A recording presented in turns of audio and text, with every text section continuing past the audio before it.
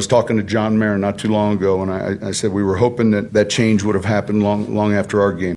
Holy mother of God, we're already at week 8 of NFL Power Rankings. Every week, it becomes more confusing than the previous week in this league, and the only thing that is consistent is my godforsaken curse. Wait, where's my curse wheel? There it is. This guy, he's on a heater. Oh no, Indy. Yes, it's the Seahawks. It's cursing me personally. He says it wants the Lions. Did you feel bad for cursing me last week? Because the Giants are at 13. Yes, last week the wheel took out the Giants in the most dramatic way we've ever seen. I, Brendan Perna, will spin this bad boy again at the end of the episode and see if it can continue to humble all of us. But first, the afterlife. The healing lights of heaven. I'm giving it to Sean Payton and Russell Wilson in their feud. Guys, I demand better from both of you. Russell Wilson fired off a rare insult on Twitter saying, classless, but not surprised.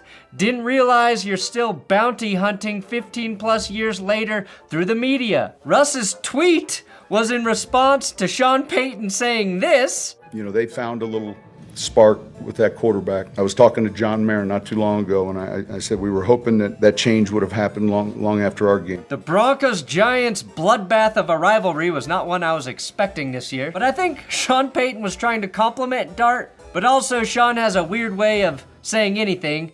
I side with neither man in this dispute, and I ask that both of you start a podcast together. Call it Club Dangergate. It's the only solution. Never mind, that's too dangerous. Also in heaven, I'm putting Giants former kicker Jude. The law says you can't be the only kicker to miss 2 extra points in the same game in the last 40 years. Mekatamani.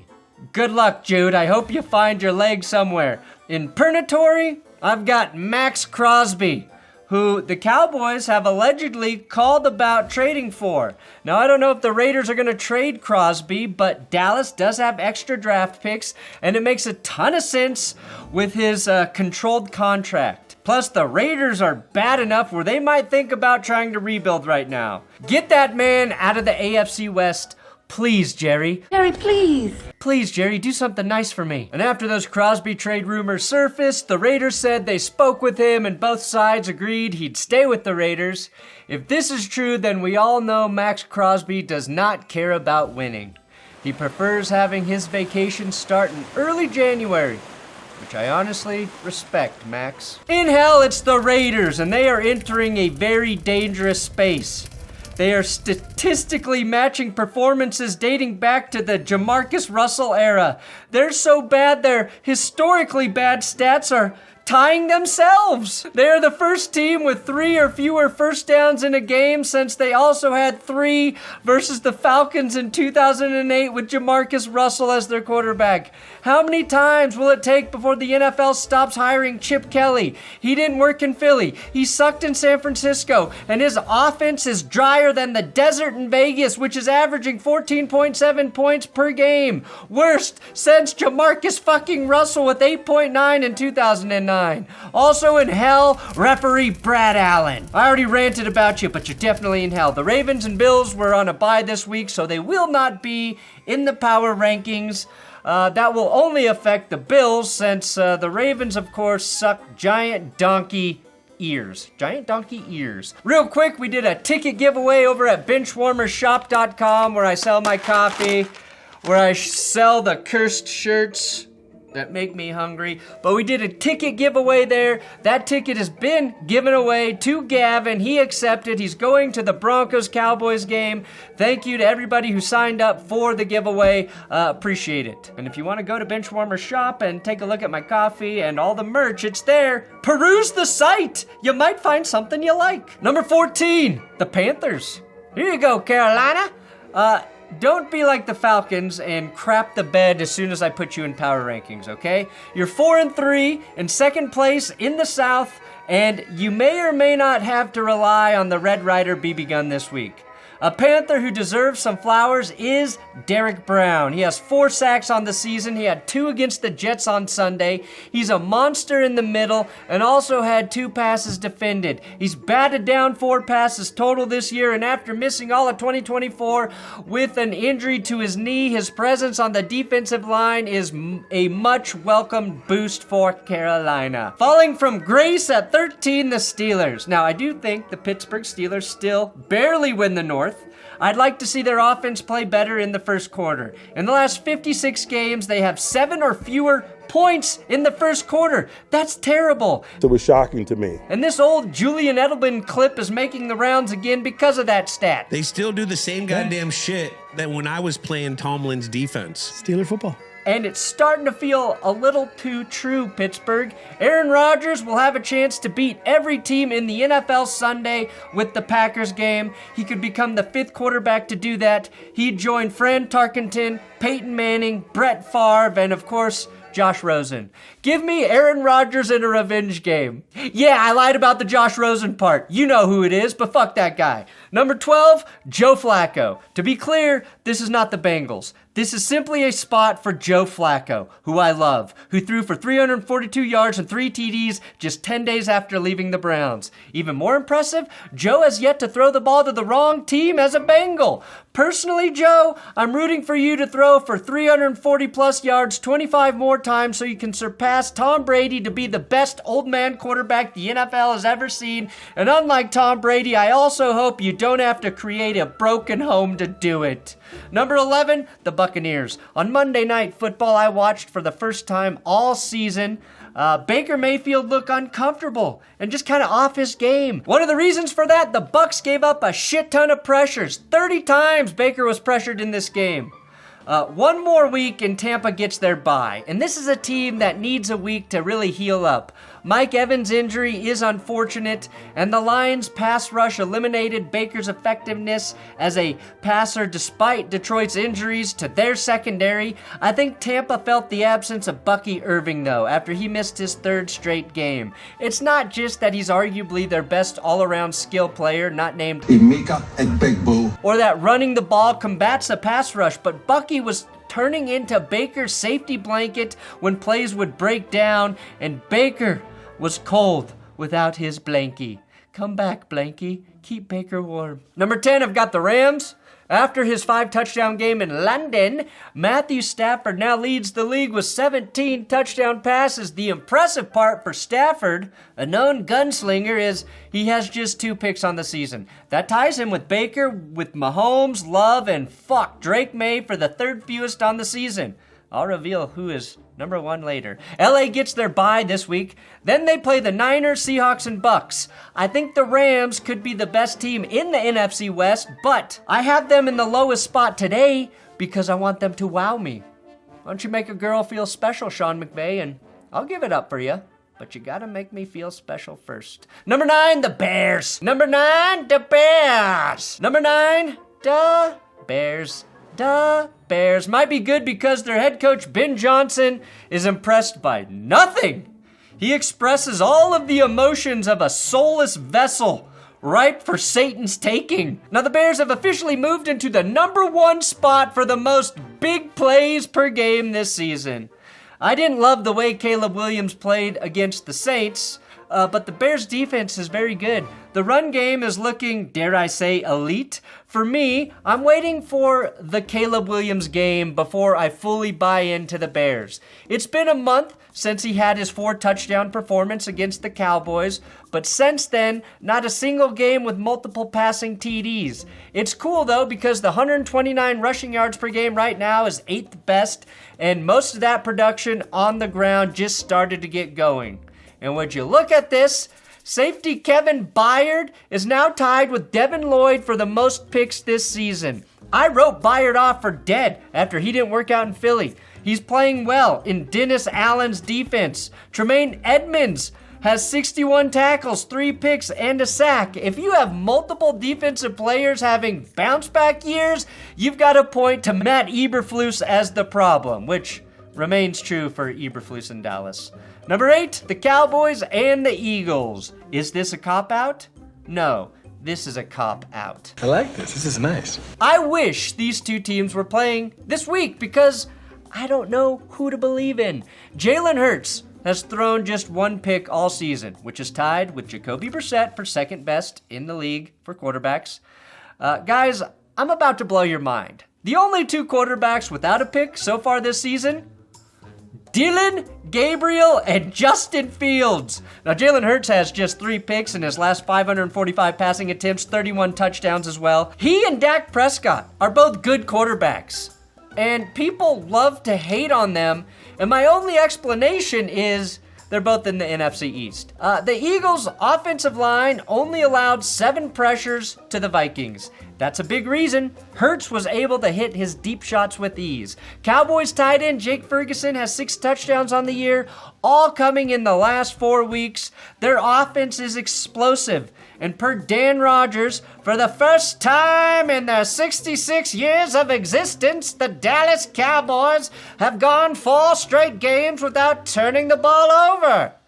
With CeeDee Lamb back, it's fair to say the Cowboys have the most complete offense in the league, and I'm genuinely happy Javonte Williams is a part of making that true. Javonte has the second most rushing yards at 592, 6 rushing touchdowns, and just imagine if Jerry Jones had kept Rico Dowdle, the NFL's 3rd leading rusher. Number 7, the 49ers. Mac Jones is making some extra cash. He got a $400,000 bonus for his 4th win, and will get a $100,000 bonus for every win he continues to notch. Christian McCaffrey got his praise everywhere this week, but check this shit out. In just 6 games, kicker Eddie Pinheiro passed Robbie Gould to break a 49ers kicking record for most consecutive field goals made at 17. He's 100% on the season, and this team needs those points every week. I'm glad Jake Moody's doing well in his new home, but this is cool to see for Eddie. At some point, Ricky Pearsall will be healthy, God willing Brock Purdy, maybe Brandon Ayuk. Of all the injured teams, there is some hope for the 49ers down the stretch. Number 7, I've got the Seahawks. The NFC West has 3 5-2 teams. I talked about Jackson Smith-Njigba in winners and losers, and I'm going to keep talking about him. His 819 receiving yards through 7 games has him sandwiched, oh God, between Isaac Bruce and Jerry Rice for second most all time. Sam Darnold knows just to feed him, and he feasted on a very good Texans secondary Monday night. That's what I found impressive. He did it against the team from Texas with a good defense and no offense. Not the other team where it's the other way around. The Texans have the 5th best passing defense in the league, and I'm pretty sure they dropped a spot or 2 after JSN cooked them for a $123. Seattle turned the ball over 4 times and still controlled that entire game on Monday night, and that's a testament to their defense that's allowing a league best 75.7 rush yards per game. Plus, they're now tied for 3rd with the Lions, surprisingly, with 23 sacks on the season. And did I really just do 2 7 spots? I did, but I just wanted to make sure you were paying attention. Were ya? Coming in at 6-6-6, the Broncos. No team in the league demonstrated more devil magic last week than my Denver Broncos. They played like shit for 3 quarters. They got all the bad calls and gave up a touchdown with a little over 30 seconds left in the game, and they still won. My only question now about devil magic is this: does the devil wear stripes? Does the devil wear stripes? The devil wears stripes. The devil wears stripes. The devil wears stripes. The devil wears stripes. Get him out of my life. Get him out of my life. Obviously, I want to see the Broncos play offense for, a full fucking game, Sean Payton. A full game, Sean. But the other thing I need to see improve is defensive turnovers. We all saw how important the Justin Stranad interception was to defeat the Giants, but Denver is -2 in turnover differential this season. They had 25 takeaways in 2024 and just 5 this season. For a team with 34 sacks on the year, that needs to change. Talanoa Hufanga has been amazing at safety, and so has the underrated Malcolm Roach. Just give me Dre Greenlaw on the field for more than 1 freaking game. Is that too much to ask for, football gods? I'd also like to bring in a special guest to check in with the Giants after that humiliating loss. I mean, what happened out there? That was awful. Is this what losing feels like? No, guys.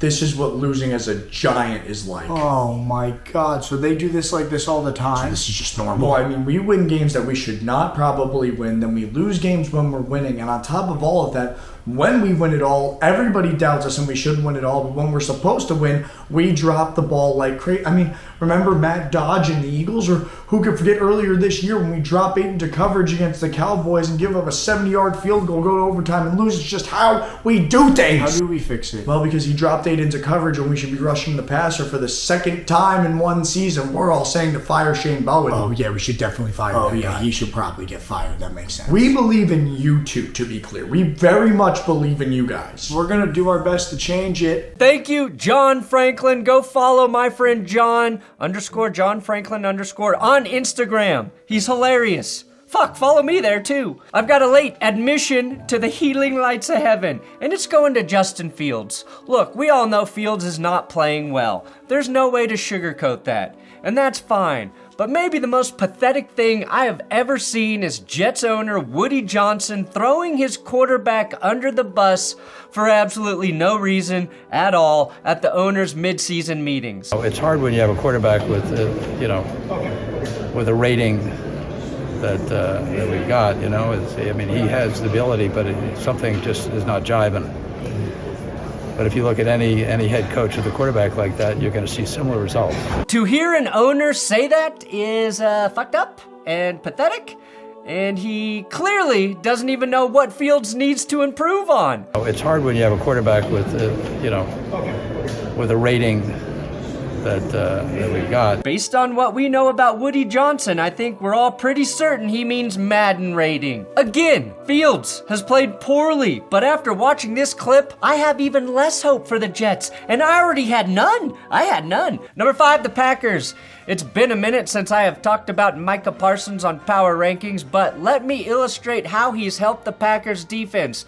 He's the only defender with a pressure rate over 20% who is also double-teamed at least 20% of the time. Pro Football Focus says that number of double teams is actually 61% of the time. To me, that indicates that Parsons, even on plays he might not get a pressure or a sack, is affecting the play as opposing offenses have to double team him more than half the time. There are so many metrics, right? Stats, EPAs, ROIs, DWIs, whatever the hell they use to mathematically calculate nerdified jocks making plays on the field. But this one with Micah is one I really like. I didn't realize how shitty the Packers pass rush was until Micah showed up. His 11 pressures against the Cardinals are the most by a Packer in the last decade. Number 4, the Lions. Kirby Joseph did not play. DJ Reed still hurt. Ennis Rakestraw hurt. And of course, no Brian Branch, who received a 1-game suspension by the NFL. In the NFL, this gets the same punishment as telling a ref he sucks. Dre Greenlaw will serve his 1-game suspension for yelling at a ref. Branch comes back this week after smacking Juju in the face. What's the lesson? If you insult a referee after the game, you better find Juju real quick and make it worth it. Make it worth your while. The Lions defense, with all of those injuries, shut down the passing attack of the Bucs. Baker Mayfield had like 47 passing yards at halftime before racking up some desperation yards in the second. A big reason for that was former UFL Battlehawk Nick Whiteside. Jake Bates missed a kick, so Nick was the best spring baller in this game. I believe Nick broke up 2 passes in the end zone alone, including one late on 4th down. He had 3 total. His last NFL action was Week 17 of the 2023 season in Washington, and for the Lions in prime time, he didn't give up a single reception to Emeka Egbuka the 4 times Baker went his way with Whiteside in coverage. And you know what they say. If you're not on the white side, you're not on the right. Oh, wait, nope, that's not what I mean. Not to mention safeties Thomas Harper and Eric Hallett filling in for Branch and Joseph, 2 of the best in the game, and those 2 didn't miss a beat as Detroit continues its streak of not losing back-to-back games to 1,086 days. Number 3, the Chiefs. The Chiefs are good. Their offense looks like the Chiefs of old. They do not deserve extra attention, so I won't give you any extra attention, Kansas City. And also, I'm going to spare you. Instead of telling you to go fuck yourselves, I'm gonna use this moment to say Brad Allen can go fuck himself. Number 2, the Patriots. Now this has been brewing for a while, New England. Beating the Titans is not impressive, but getting a win while Buffalo is on a bye whilst atop the East is. And damn it, Drake May is really, really good. And unlike his draft mate, Bo Nix, he does not need to be trailing severely before his good quarterback gene is activated. He's tied with Jalen Hurts and Jordan Love with 11 big-time throws this season. How do they measure big-time throws? I don't know. I think they just go, was that big time? Was that a big timer? Was that big time? And if enough guys in the room go, yeah, it's a big time throw.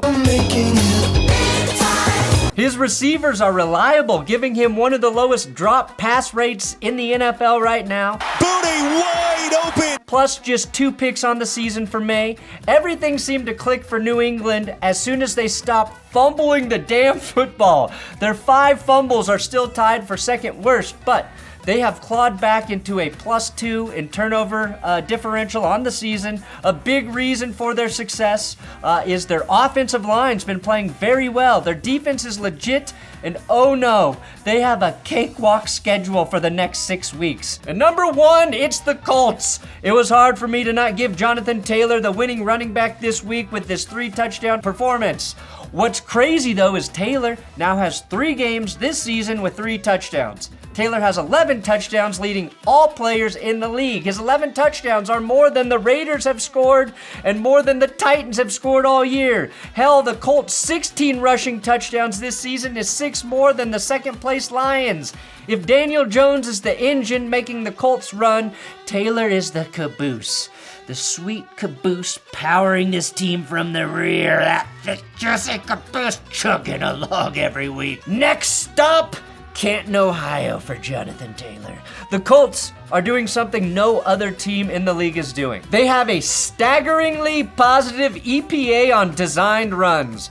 Basically, they are the best when the defense knows they're about to run the ball. That's a huge credit to Taylor, their offensive line, and Shane Steichen not getting too cute when it's time to run the football. And now, we spin the wheel to see who gets the curse this week.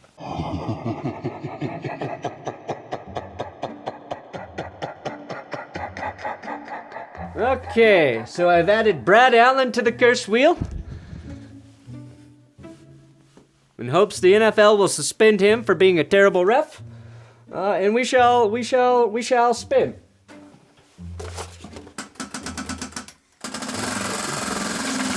Benchwarmershop.com, we got your curse shirts, we've got posters there of all the curse logos and digital downloads for the posters now.